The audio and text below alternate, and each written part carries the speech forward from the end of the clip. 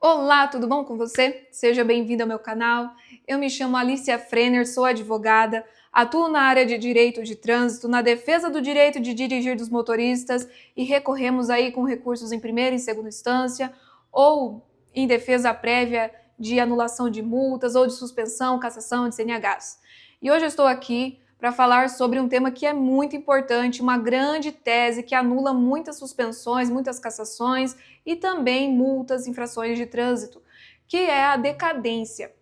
Ocorre a decadência no direito de trânsito quando a autoridade ou o órgão administrativo acaba perdendo o prazo que ele deveria seguir dentro das etapas do procedimento administrativo, dentre eles os prazos para julgar os recursos ou a defesa prévia. Então hoje estou aqui para sanar de uma vez por todas essas dúvidas das pessoas com relação aos prazos para julgar os recursos. Eu criei aqui um quadro esquemático para a gente conseguir compreender de uma forma, visualizar de uma forma bem ampla e fácil como é que funcionam estes prazos.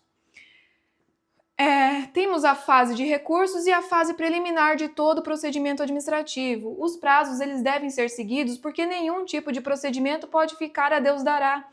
Existe uma certa razoabilidade de tempo que a gente espera que ocorra em cada etapa.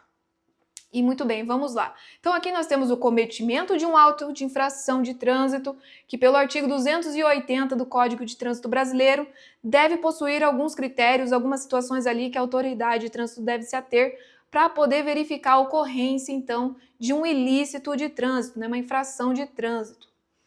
E pelo artigo 281, parágrafo 1º, inciso 2 do Código de Trânsito Brasileiro, nós temos que, ao analisar esse fato, a autoridade competente ou o órgão administrativo, o DETRAN, precisam expedir uma primeira notificação para o cidadão em no máximo 30 dias. Então, o primeiro prazo que você deve se ater ali na cartinha que você recebe, essa primeira cartinha, é se a data do cometimento da infração e a data em que a carta foi expedida para ser entregue para você possui um prazo menor do que 30 dias. É isso que deve ser seguido perante a lei, certo?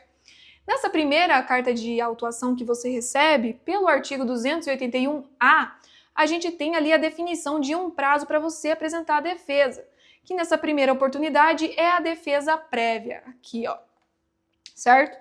Por que é importante a gente colocar essas duas circunstâncias?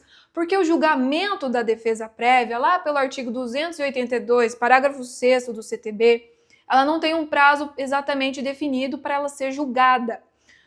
Ela está adstrita que o pulo do gato é que a defesa prévia ou não apresentação da defesa prévia, o julgamento dela está adstrito ao prazo da segunda carta, que é a segunda notificação que todo cidadão recebe pelo DETRAN e através dos Correios, que é a notificação de penalidade.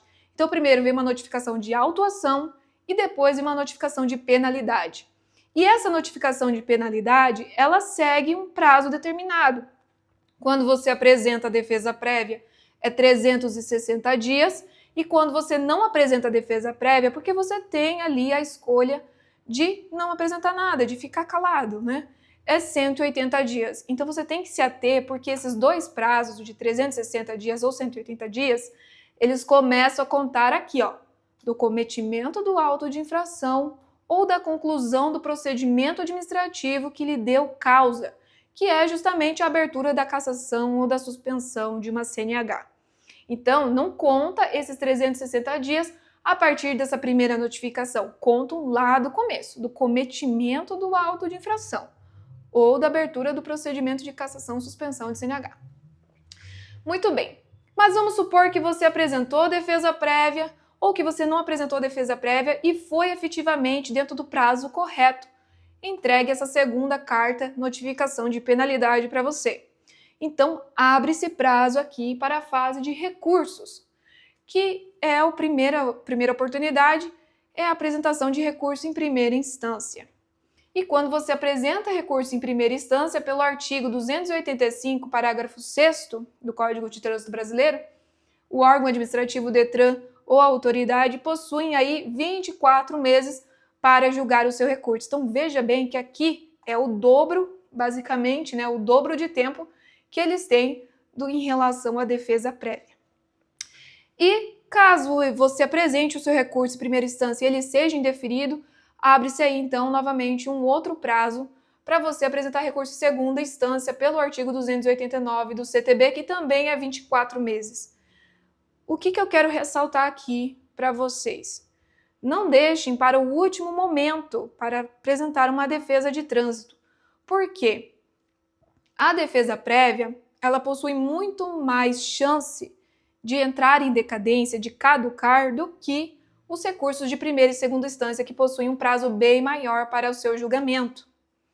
Porque aqui na defesa prévia, o órgão de trânsito, o DETRAN, ou a autoridade de trânsito competente, eles precisam analisar o seu recurso, julgar ele, responder de uma forma fundamentada, caso você tenha pedido isso, é importante que você peça, e ainda expedir essa carta aqui de penalidade, que é a segunda carta, né, de notificação, dentro de 360 dias, a partir lá do cometimento do auto de infração.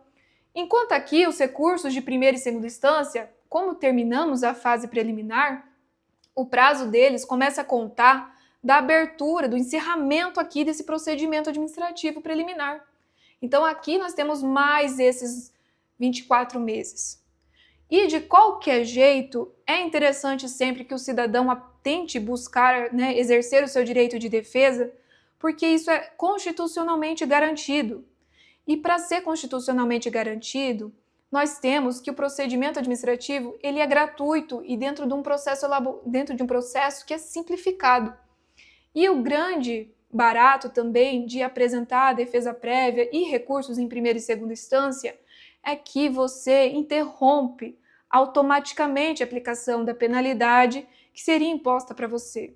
Você não vai ficar sem dirigir, a sua CNH não vai ficar suspensa nem cassada e você também não vai precisar cumprir a penalidade ou pagar aquela multa de trânsito se você recorrer. Por isso, o que a gente percebe é que é muito vantajoso para o cidadão apresentar o seu recurso ou a sua defesa prévia de trânsito.